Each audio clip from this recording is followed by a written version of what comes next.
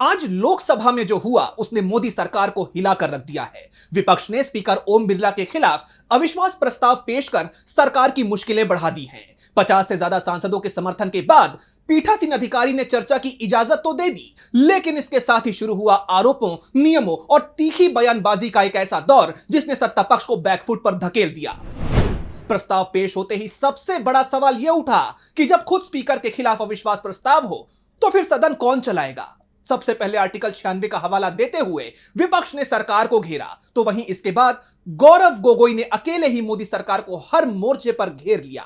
बिरला से लेकर पीएम मोदी तक गोगोई ने किसी को नहीं छोड़ा, किसी को नहीं बख्शा। और जब यह सब कुछ सदन में चल रहा था तब संसद का माहौल देखने लायक था। इस प्रस्ताव पर 10 घंटे चर्चा की इजाजत तो मिल गई है, जिसके बाद सवाल यह है कि क्या अब ओम बिरला लोकसभा के अध्यक्ष नहीं रहेंगे। तो इसी पर हम अपनी इस स्पेशल रिपोर्ट में करेंगे बात। नमस्कार, मैं यश। भारत के सेना को अपने देश की मुखिया की जरूरत थी, तो देश के मुखिया ने कहा जो भी उचित लगता है कर लो। विपक्ष के बोलते हुए सबसे ज्यादा इंटरप्शन करने वाले पार्लियामेंट्री अफेयर्स मिनिस्टर किरण रिजिजू जी होंगे।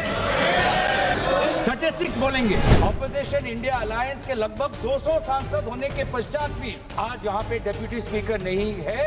इस प्रकार का सदन चल रहा है। यहाँ देश को पता चलना चाहिए। जैसे ही प्रस्ताव आया सवाल उठा कि अब सदन कौन चलाएगा, क्योंकि नियम तो साफ है, जिसके खिलाफ प्रस्ताव आया है वो तो सदन चला नहीं सकता।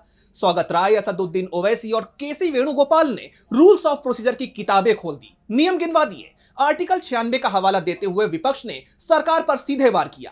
कांग्रेस का सीधा सवाल यह था कि आखिर डिप्टी स्पीकर कहां है। केसी वेणुगोपाल ने सरकार को कटघरे में खड़े करते हुए कहा कि पिछले कई सालों से डिप्टी स्पीकर की नियुक्ति ना करके सरकार ने एक संवैधानिक वैक्यूम पैदा कर दिया है। जब अविश्वास प्रस्ताव स्पीकर के खिलाफ हो तो सदन का संचालन किसी ऐसे व्यक्ति को करना चाहिए जिसे सदन चुने, ना कि स्पीकर द्वारा बनाए गए पैनल के किसी सदस्य को। क्योंकि जब जगदंबिका पाल चेयर पर बैठे तो विपक्ष ने पूछ लिया कि आपको किसने तय किया।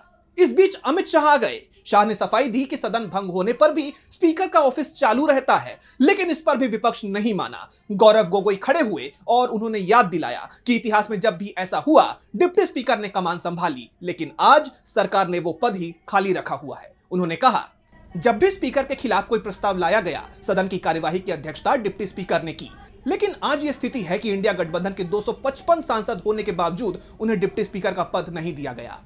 ऑपोजिशन इंडिया अलायंस के लगभग 200 सांसद होने के पश्चात भी आज यहाँ पे डिप्टी स्पीकर नहीं है। इस प्रकार का सदन चल रहा है। यहाँ देश को पता चलना चाहिए, देश को पता चलना चाहिए कि सदन कैसे चल रहा है। इसके बाद गौरव गोगोई ने जो कहा उसने सरकार को सन्न कर दिया। चर्चा की कमान संभालते हुए गौरव गोगोई ने आगे कहा, यह किसी व्यक्ति के खिलाफ जंग नहीं बल्कि लोकतंत्र की मर्यादा बचाने की लड़ाई है। स्पीकर की कुर्सी को निष्पक्ष होना चाहिए, लेकिन अफसोस कि आज माइक भी एक अस्त्र बन गया है जो सत्ता पक्ष को सुविधा अनुसार दिया जाता है और विपक्ष के नेता यानी एलओपी को बोलने तक नहीं दिया जाता। इस सदन के अंदर सर ये माइक भी अब एक अस्त्र बन गया है। ये माइक भी एक अस्त्र है। ये बिल्कुल, ये माइक भी एक अस्त्र है। जिस अस्त्र को यहाँ पे सुविधा के रूप से सत्ता पक्ष को दिया जाता है और विपक्ष को विशेष रूप से एलओपी को उनके न बोलने के लिए ये माइक उनको नहीं मिलता। गोगोई यही नहीं रुके, उन्होंने सीधे पीएम मोदी और सरकार की लीडरशिप पर हमला बोला। गोगोई ने आरोप लगाया कि सेना प्रमुख ने जब सरकार से सवाल किया कि सीमा पर टैंक्स आ रहे हैं, सेना को स्पष्ट आदेश की जरूरत है, तब देश का नेतृत्व कमजोर और बुजदिल साबित हुआ। कहा गया कि जो उचित लगता है वो करो। राष्ट्रपति के अभिभाषण के दौरान विपक्ष के नेता ने सवाल किया, सेना को साफ आदेश क्यों नहीं दिया गया, तो 20 बार विपक्ष के नेता को बोलने से रोका गया, टोका गया। संसदीय गरिमा को तार तार किया जा रहा है। 20 बार नेता विपक्ष को बार बार संयोजित तरीके से motion of thanks to president's address, जो इतना महत्वपूर्ण चर्चा है, 20 बार उनको इंटरप्ट किया गया। किस कारण से, किस उद्देश्य से? बस इतना ही कि नेता विपक्ष ये बात कहना चाहते थे कि जिस समय भारत के सेना को अपने देश की मुखिया की जरूरत थी, तो देश के मुखिया ने कहा जो भी उचित लगता है कर लो। इस बात पे तो आज गोगोई यही नहीं रुके, उनका हमला जारी रहा। उन्होंने ऐसे ऐसे पॉइंट्स, ऐसे ऐसे बिंदु गिनवाए जिसका सरकार शायद ही कोई स्पष्ट जवाब देने का मादा रखती हो। उन्होंने कहा कि स्पीकर सत्ता पक्ष के मंत्रियों को बीच में बोलने की पूरी छूट देते हैं, जबकि विपक्ष का माइक बंद कर दिया जाता है। पिछले कई सालों से डिप्टी स्पीकर का पद न भरना सरकार की नीयत पर सवालिया निशान लगाता है। चर्चा के दौरान मंत्रियों का बार बार हस्तक्षेप सदन की गरिमा को गिरा रहा है। सबसे ज्यादा तो किरण रिजिजू हस्तक्षेप करते हैं। भविष्य में जब पार्लियामेंट्री रिकॉर्ड्स को देखते हुए जब रिसर्च होगा, ट्रांसक्रिप्ट्स देखे जाएंगे, तो ये भी एक रिसर्च होगा कि सबसे विपक्ष के बोलते हुए सबसे ज्यादा इंटरप्शन करने वाले पार्लियामेंट्री अफेयर्स मिनिस्टर किरण रिजिजू जी होंगे। स्टैटिस्टिक्स बोलेंगे, गृह मंत्री जी स्टैटिस्टिक्स बोलेंगे। ये बात तो आपको पता ही है कि 2019 में लोकसभा चुनाव के बाद से लोकसभा में डिप्टी स्पीकर का पद खाली पड़ा हुआ है। इससे पहले भी यह पद एनडीए के सहयोगी दल एआईएडीएमके को दिया गया था और यही कारण है कि जब भी कभी स्पीकर के खिलाफ अविश्वास प्रस्ताव आता है तब सदन का संचालन डिप्टी स्पीकर को करना होता है। लेकिन लोकसभा में डिप्टी स्पीकर है ही नहीं, इसलिए एक नई समस्या देखी जा रही है। अब विपक्ष की तरफ से जब ऐसा हमला हो तो सरकार का बौखलाना तय है। सरकार की तरफ से रविशंकर प्रसाद और किरण रिजिजू ने हस्तक्षेप किया।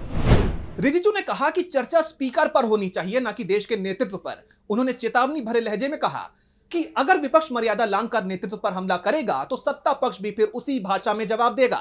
जगदंबिका पाल ने भी बार बार गोगोई को टोकते हुए कहा कि वो अपनी बात सिर्फ मोशन यानी इस अविश्वास प्रस्ताव तक ही सीमित रखें।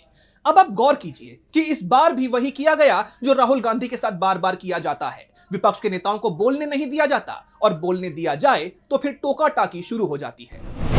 भले ही आंकड़ों के लिहाज से इस प्रस्ताव का जो भी नतीजा आए, भले ही प्रस्ताव गिर जाए, लेकिन विपक्ष ने इसे नैतिक जीत में बदल दिया है। इसमें कोई शक, कोई शंका नहीं है। 10 घंटे की इस लंबी चर्चा ने सरकार को डिफेंसिव मोड में ला दिया है। साफ है कि यह अविश्वास प्रस्ताव सिर्फ ओम बिरला के खिलाफ नहीं, बल्कि मोदी सरकार की कार्यशैली के खिलाफ विपक्ष का एक बड़ा शक्ति प्रदर्शन है। अब देखना यह है कि 10 घंटे की इस बहस के बाद संसद की साख और विपक्ष की एकजुटता किस तरफ मुड़ती है। तो फिलहाल इस स्पेशल रिपोर्ट में बस इतना ही। इसी तरह की तमाम रिपोर्ट्स के लिए देखते रहिए डीबी लाइव। मुझे दीजिए इजाजत, नमस्कार। हमारे चैनल से जुड़े रहने के लिए YouTube पर टाइप करें डीबी लाइव, सब्सक्राइब बटन को क्लिक करें और बेल आइकन को दबाना न भूलें ताकि खबरें आप तक पहुंचती रहें। देखते रहिए डीबी लाइव, क्योंकि यहाँ हैं खबरें लगातार।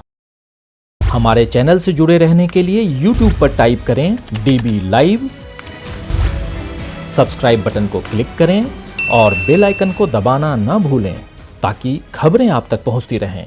देखते रहिए डीबी लाइव, क्योंकि यहाँ हैं खबरें लगातार।